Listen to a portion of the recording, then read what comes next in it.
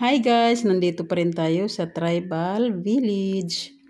Ito ang mga magagandang dekorasyon nila dito guys. Ito ang bahay ng Maranao. Ang ganda ng mga display nila dito guys. Ito may donation box sila dito. Kahit ilan lang daw ang i-donate. Para sa maintenance nitong bahay.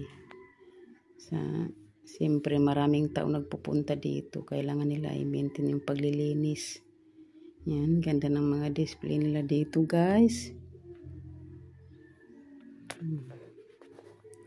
Tapos ito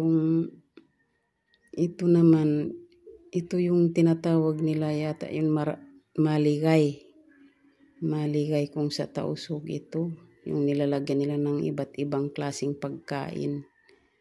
Ito naman daw ang Chris, yung unang panahon, mga klase-klase ng Chris. Ito naman ang agong, yung agong. Yan, ang gaganda guys, ng display nila dito. Ayan guys, sana nag-enjoy kayo sa ating video for today. Thank you so much guys for watching. I love you guys. Abangan ang susunod pa nating mga video.